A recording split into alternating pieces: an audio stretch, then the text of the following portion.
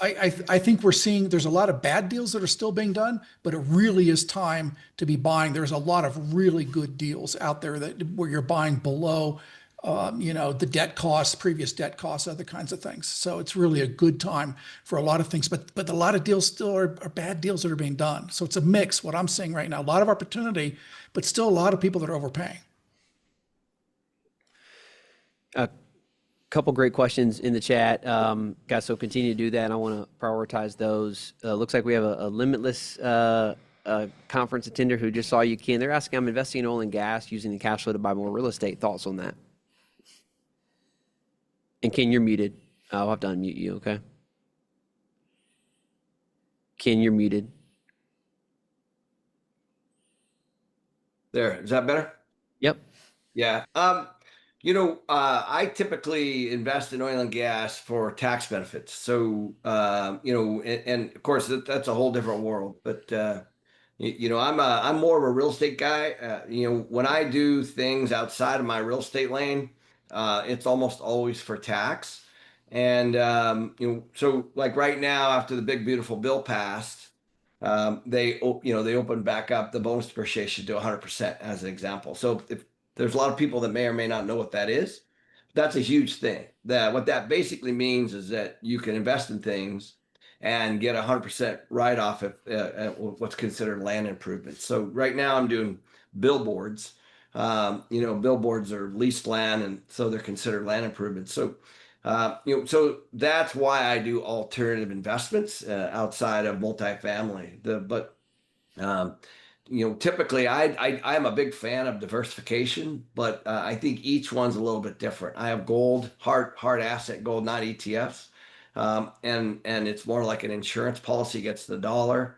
So everything that I do outside of my multifamily stuff, by the way, we've done 500 million. We've done 7 deals this year in the multifamily space. So we're super active. We still have 300 employees. We got about 10,000 units.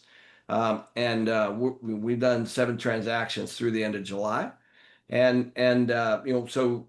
personally, I do all these other things, legally based on whatever the tax law lets you do with each administration change. Another question here for Bob. Bob, would you recommend emerging venture capital fund managers include Series A investments in their investment thesis, given your earlier slide on family offices? Emerging venture capital fund managers include Series A investments in their thesis. I'm not sure I understand the question. I think venture capital is a very tough market. I think Justin said, I think 1 in 400 deals actually, wins. So I think it's very tough. I think it's venture capital has had not great track record in the last few years. That said, of course, a lot of people are doing well with it. So I don't know if that answers the question or not. Ken, here's a different question. I think a lot of folks are asking this. I mean, clearly with, the last couple of years, it's gotten harder to raise capital. There was a capital flood for a while, and then there's, it's probably harder for everyone. And this person asked, they're an experienced indicator in the self-storage space, but challenging. What are you doing, this year and in the future to continue to raise equity and continue to raise capital from a retail perspective? Well, let's go back though. Bob. I think Bob and I agree on this. Like, raising money should be hard. Like, right? Let's just start there, because what we just went through was a period where it wasn't hard. Like, and so I think that the expectation needs to be more based on reality. So raising money is hard. What happened was people were online and doing influencer stuff, but they, so asking people for money is the easy part. The hard part is placing it correctly, returning it correctly, managing it correctly, communicating correctly. That's actually what's unraveling now. So the people that have went, the investors that invested, with, call it inexperienced operators or people that were raising money, you're seeing that get flushed today. And so, we didn't really buy much in the last 3 or 4 years. So, part of raising capital is identifying, what I would consider to be red flags. And so, when we were losing deal, we were always in the top 2 or 3, let's say, before the craze started. Then we dropped to 10th, and then we dropped to 20th, and so we were always in the bottom on being able to, even get a deal. And so what that means is that people were stretching for price, they were shortening their due diligence time, even collapsing it to zero. They were doing non-refundable, right away without actually stepping on the project. They were doing all these things that I would never do. And so we backed away from the market, and that just kept running, specifically, I think, as a result of the low interest rates at the time. But regardless, that's a different issue. So when we turn the on button back on, a lot of our investors, we have about 4,000.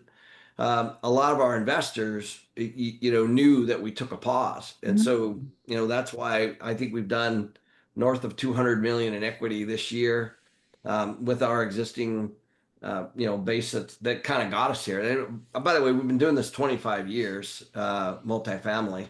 So, we've seen multiple cycles. And so the key was actually identifying the cycle and pushing pause and not running your investors, into that high price, low margin, and all based on an exit, 2 or 3, 4 years later. That's not our model at all. Our model is cash flow day one, and then some kind of forced equity component, if there is one, buy below replacement cost and hold, 10 years. It's very different. So, so for us, when we turned it back on, we had a lot of investors and LPs that were excited that we were back in the market.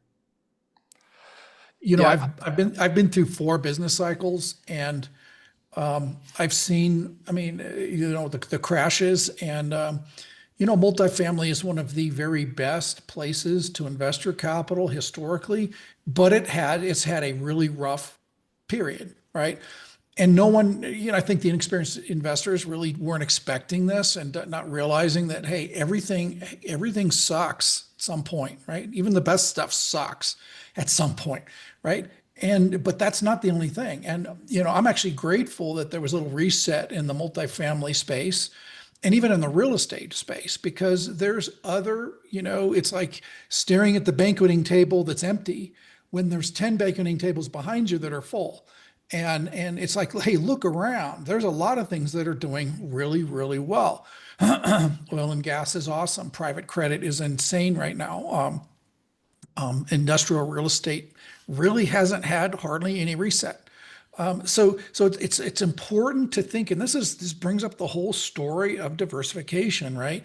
No matter how great something is, and yesterday it was multifamily, today, hey, maybe it's Bitcoin or maybe it's industrial. Don't put all your eggs in that basket. Diversify, so that when something has a sucky time, it's not killing you.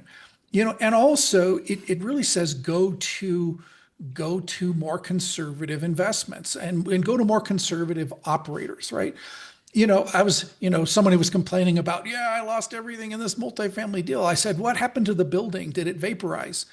And no, the apartment complex did not vaporize. It's still there. What happened was a very poorly designed capital structure, right? It was far too risky.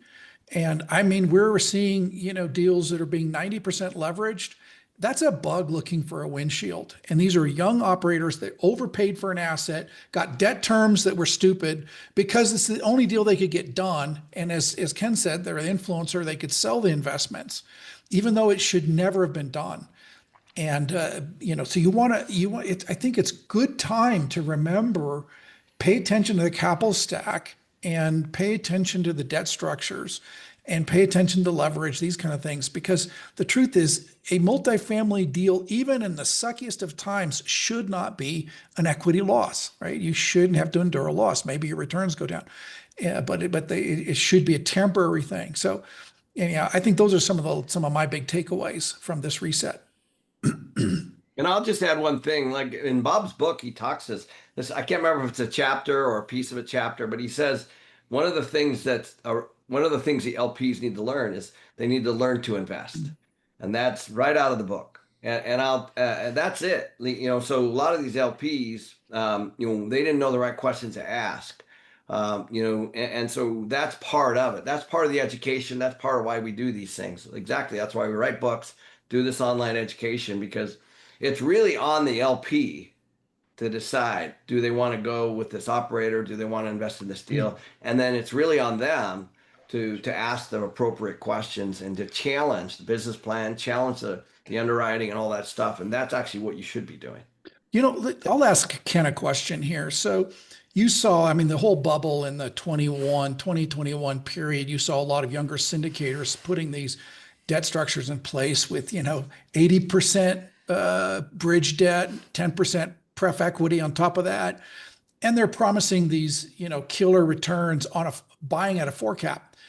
And the returns are probably beating what you were promising, but you were promising you had a much safer structure, right? It was not a house of cards, right? What was your feeling in that period? And how did you deal with that? Well, I'll tell you, Bob. I remember specifically, I was on a stage somewhere in Vegas on a multifamily panel, and the guy sitting next to me, I won't say who, was talking about how he was raising equity at 12%. And the only thing I could think about was that's a problem because because my properties, like if real estate makes 12%, I'm buying all those I can, as fast as I can, which basically means that the real estate cannot pay the equity, period. So you're way behind the cost of capital. And so the only way for that to happen is for the property to appreciate and there to be some kind of an exit. And so that you talked about a capital stack, that's essentially what that means. And so when it was the same thing that happened back in '08 when I was checking out at Target and the checkers gave me a card for real estate and said, do you want to buy a house? I'm like, okay, we're done. Like in 2008, this has got to be the end.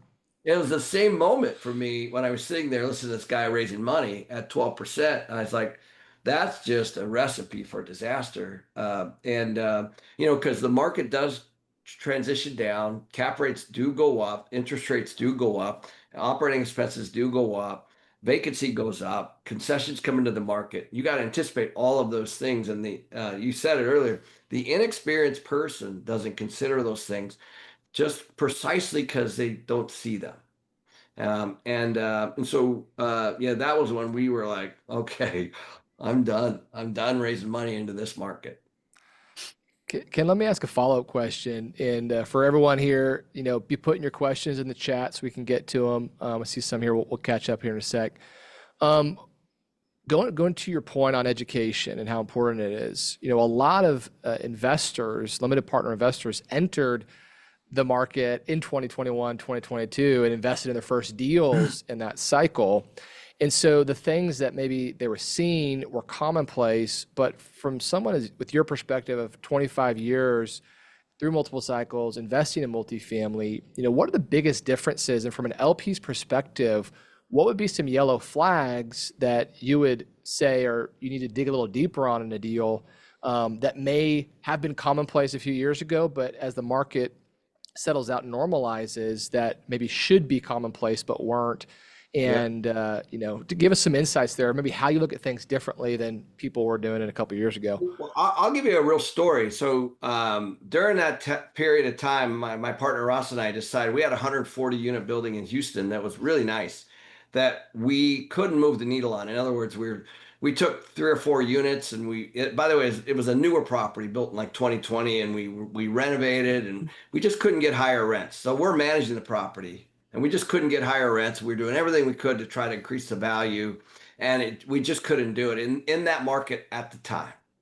So we're like, oh, hey, listen, we got some equity here. We're not really making the return. Let's sell it. So we listed it with a CBRE. And lo and behold, we picked a buyer. Well, I was on that buyer's LP list. So they sent me my own deal. I'm the seller. Now I'm the seller, but I'm looking at it as an LP. And guess what it says? All the stuff you would imagine. The operator, which is me, We could save 10, 15, 20% on expenses. There's a lot of upside on the rents. The market's trending this way, all the stuff that you would expect to raise capital. Now, did they believe it? I don't know. But we had already tried all those things. And the point is, the business plan can say whatever it wants to say. And the LP has to verify all of those things. So why would I sell and then somebody else? And we sold that property for a really, really good price at a great time. So the LP has to be able to sniff out those nuances, on rent growth, on is there concessions in the market, is there really value add for real, right? And if anybody, I'll tell you one pro tip. If anybody says that they can bring lower expenses, that's BS.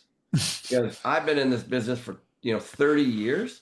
I've never ever seen a year where my expenses aren't more. Like I'm battling insurance, I'm battling our labor costs, I'm battling my all the stuff that we have, that the component piece. I'm battling our property tax stuff. Like it's constant. It's constant. So there is that rare one, but generally it's all on the income side, and so what they do is they project based on what they think, and so it's the LP's job to dig into that and verify.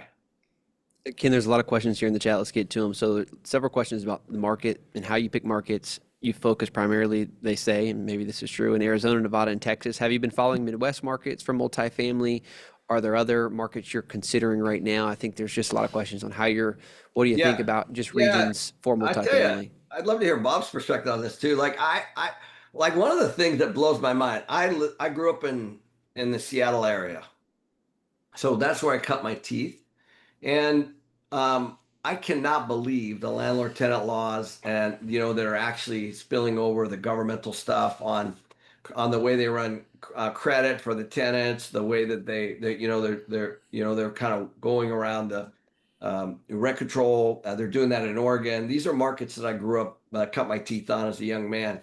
So when I look at a market now, I look at those things. I never really had to consider that too much. I mean, I knew that California and New York had rent control. I think that's going to get way worse in the next few years. I look at property taxes now. So I know I'm going to get to the market piece, but these are all really important things. We decided not to invest in Florida because of the insurance costs. There are markets that emerge with these crazy policies, these crazy things that really restrict. I had somebody call me from Oregon wanting to sell me a building and said, "What should I do?" And he said, I go, "What's the problem?" He said, "Well, they're capping my rent, so I can't. There's no rent growth, but they're jacking my property taxes, so my margins are going down." And that's exactly. I mean, both are governmental bodies, and so you got to like really look at those things broadly, and then the very basic, easy thing is to where are where are the people going? Because real estate doesn't do well without people. So, I mean, people forget this, but it blows my mind. You have to be in an area where there's a lot of people moving, and for all kinds of reasons. So right now, we like several areas in Texas. We're actually we're buying in Las Vegas right now. I've been there before. We like Arizona. They seem to be. They don't have hurricanes, they don't have tornadoes, they don't have hail, they don't have all that stuff from a property insurance standpoint. Property taxes are pretty stable, and there's a pretty decent growth. And so those are the markets that we're really focusing on now. But I'm always looking throughout the West Coast at all times. I mean, we have a team of analysts and acquisition folks out meeting with brokers and in multiple markets, including Colorado and New Mexico and some of those Idaho, which is where I am now. So we're always looking. I'll say our favorite markets are Midwest and Rust Belt right now. They're actually having positive rent growth for the last several years, where the Sun Belt markets have been very overbuilt. So I think, it's temporary. You're going to see, next 2 or 3 years, Sun Belt continuing to struggle generally, because it's just too much supply coming on the market. So you have demographics and you have supply, right? And demographics are positive, but actually Florida demographics, I don't think are that great. People are leaving right now. Because of the insurance and other reasons. So, that stuff always changes. That's in multifamily and industrial. We love secondary markets. So a lot of the primary markets are overbuilt. Secondary markets are really nice right now. And you have not only the e-commerce boom that's going on, but now you've got a giant reshoring, nearshoring trend that's taking place. So we love, love, love, love, love industrial, buy a piece of land, pour some walls, tip them up, slap a roof on it, and 9 months later you're, leasing it. And if you get the market right, it's just a W every time. So we're loving that as far as markets go.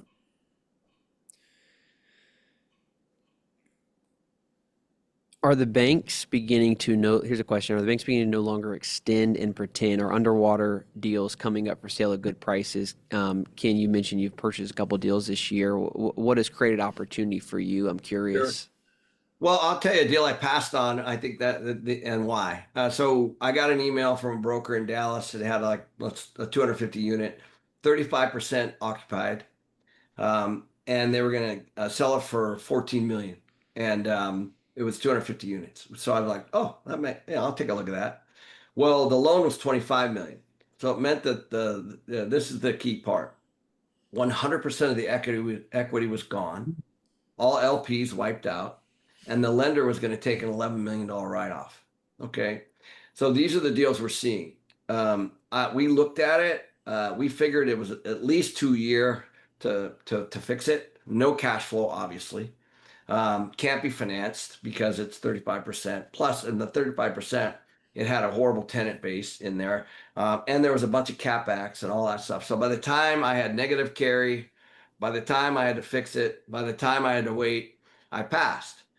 So those are the deals that we're seeing, and not all that extreme, but we've been buying multiple projects for different reasons. We've been buying newer Class A stuff, actually, at below replacement cost. So we bought a deal in Vegas at $260 a door, brand new, in Henderson, 330 units, I think it is. And it cash flows day one. And we just did that in Scottsdale on another one, 2020 build.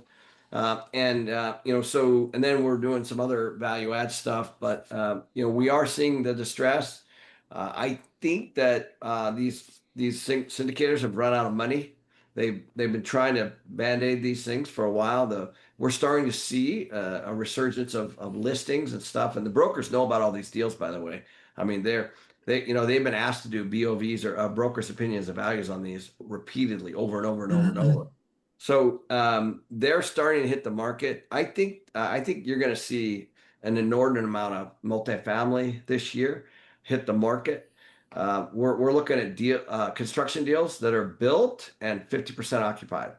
I love those deals because it takes all the construction risk out, and we can step into something for the cost of the note. For example, we made a couple offers on those in the last couple of weeks. So there's definitely deals out there, but it's like anything. Like you got to say no on everything, and then maybe let it get through on a yes. And for me, we'll probably look at well over 100 deals easily. We looked at 7 or 8 on Tuesday.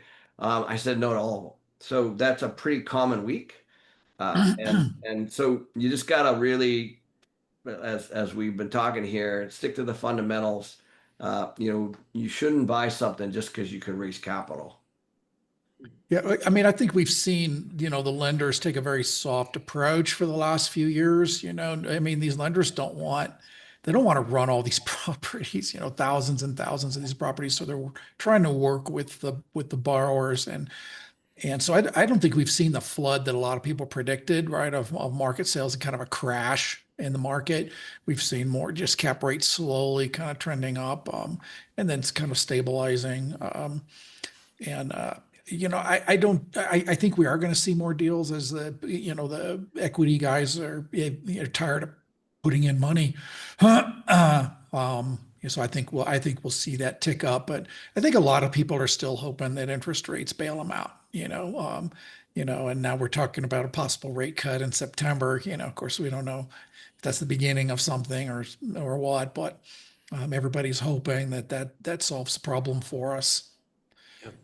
Guys, here's a good question for passive investors. This is what the whole point of this summit is for both of you guys. How do you guys approach allocating your real estate portfolios or alternative portfolios? Do you traditionally stick to one or two asset classes? Especially for you, Ken. I mean, you're specialized in multifamily, but do you diversify outside of that with the rest of your cash, or do you try and spread exposure across multiple deals, multiple real estate asset classes? It's a question for you guys both. Yeah. Well, I think, the first thing we do is we believe that the market is more important than the property. That's the first thing. So because the market doesn't matter if you're an A, B, or C, the market will save your butt, right? So if the market's trending correctly, if when you're going in somewhere, so that's really, really, really important. And then the second thing is we take a look at is it oversupplied, is it undersupplied? So I'll give you a harsh example. Downtown Phoenix, which is an area that I know well because I have a home in Paradise Valley. You can rent a brand new Class A building for 4 months free on a 12-month lease right now. Oh my gosh. Okay. So what does that tell you? It tells you that there's a tremendous amount of new Class A that enter the market at the same time. It's kind of what Bob was talking about. Now, I love the distressed stuff like that. So it's way too early to jump in on something like that. But it'll go from 4 months to 3 months to 2 months to 1 month. That's what'll happen. Some of those will go back to the banks. Now, the reason I bring that up is because the Class A's, when they're 4 months free, affect the B's, and because then the B's have to do something which affect the C's. So so it is a waterfall effect. So what you do is you completely stay away from a market like that, but you watch it. And then what we would do in a market like that is we would try to buy the Class A's when they're somewhat stabilized after they've absorbed, right? And it's probably a couple years away, but we're keeping an eye on that. And then you fast forward to Scottsdale, which is just my backyard. You don't have that kind of construction and development. Maybe in some particular submarkets, but the absorption's much, much different. So in Scottsdale, I would buy probably Class A or a B unrenovated, let's say. So it's it's really market driven for us.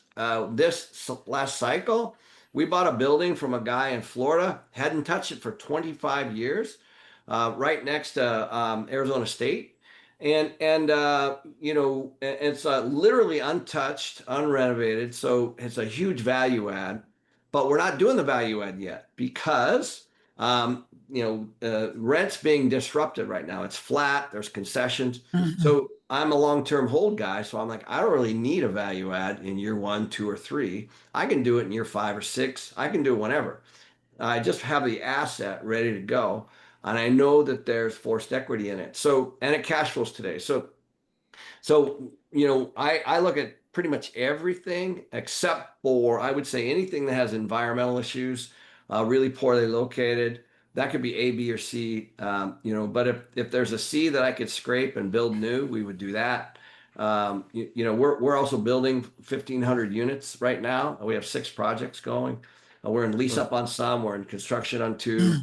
Even with today's high rates, because they're going to open in 2027, and when the all this disruption is going to be over, like there's no construction really, no meaningful construction that's opening in 2020 after 26, and so we're going to open, we're going to see really, really nice rent growth because rents for the most part are stabilizing. Not in the area of Phoenix, not in some other areas. You're going to see little disruption for a couple of years.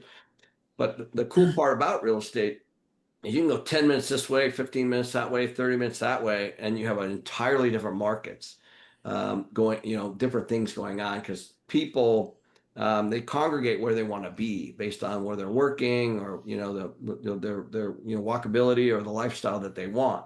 So you can have extremely different submarkets with very, very different results, even in like Arizona. Tucson's so different than Phoenix, and then there's 50 different submarkets of Phoenix, and they're all very, very, very different. I think one of the main lessons of the book and the billionaire model is diversification. And professional investors never put all their eggs in one basket. They just don't do it.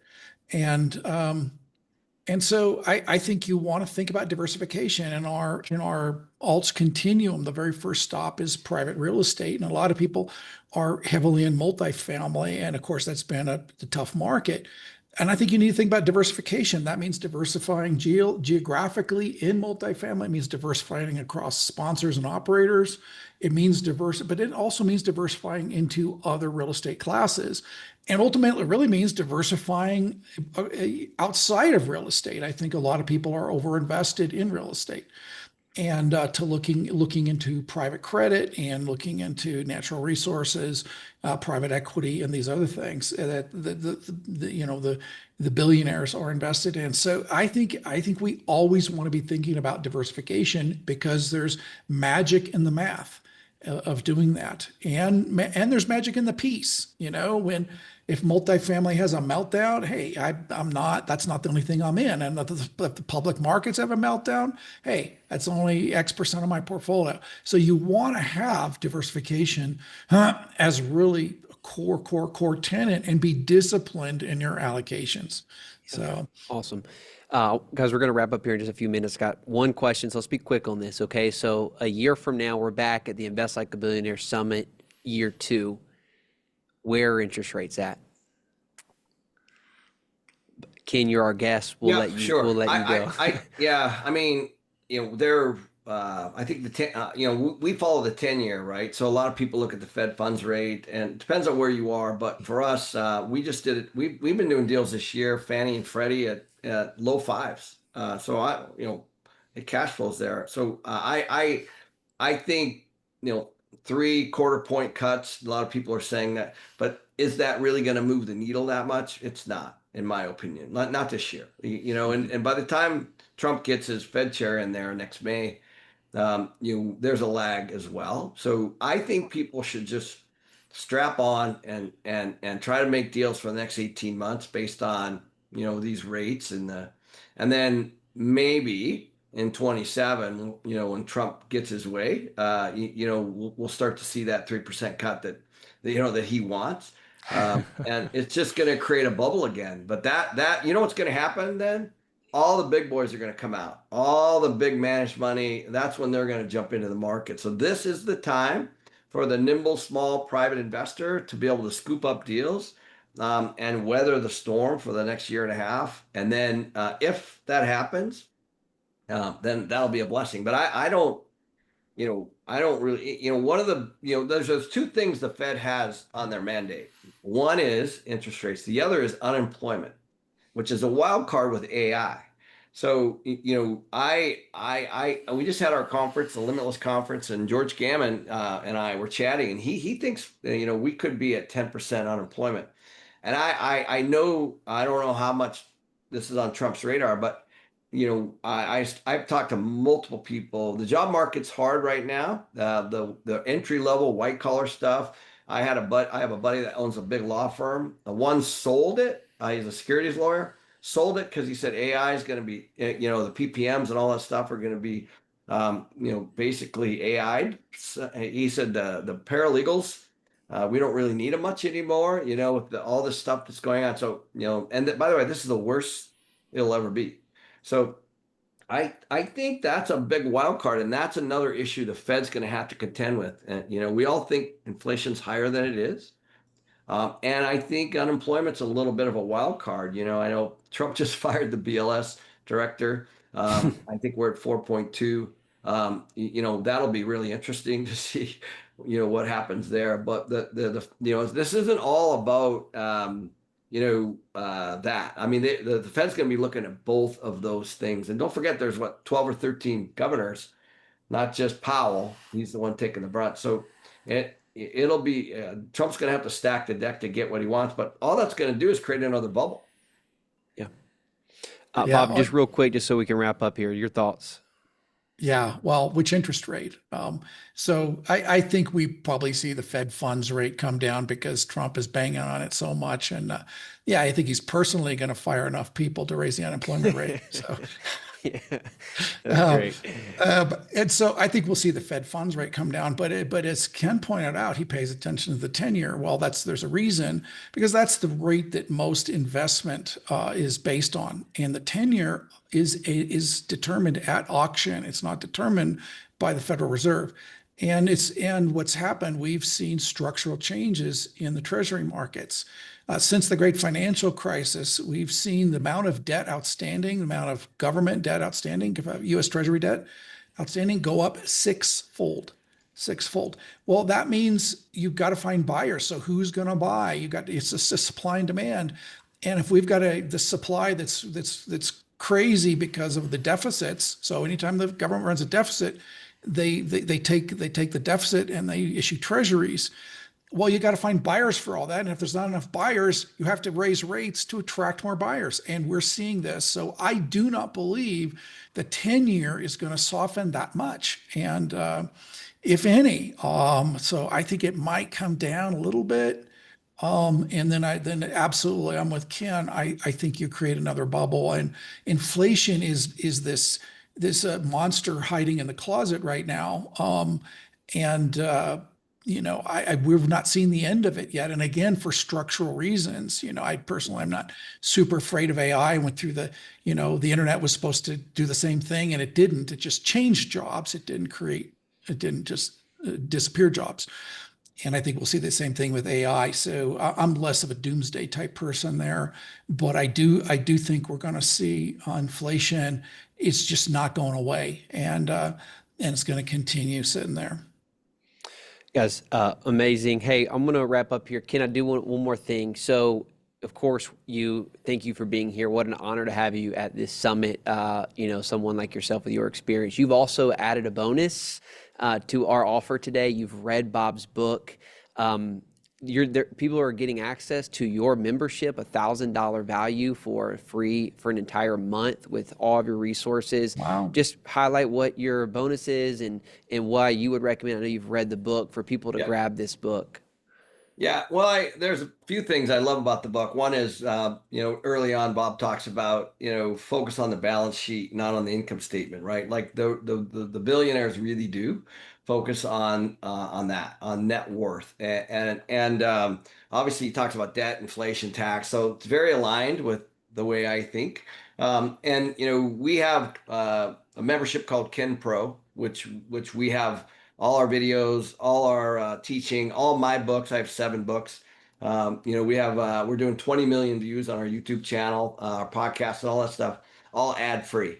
So, and access to us and discounts on things that we do too, like our Limitless Expo that we just had last week in Dallas, where we had 2,000 people. So that's all that one big package, Wow. if they buy the books. Yeah, awesome, guys. So literally for $2.99, you're getting all of this: Justin Donald's, Walker Dibbles, and Ken. So go check the link. Ken, thank you so much. Thanks, Ken. Appreciate you. We're gonna keep Appreciate going. you, Bob, as always. Appreciate your Guys, wisdom.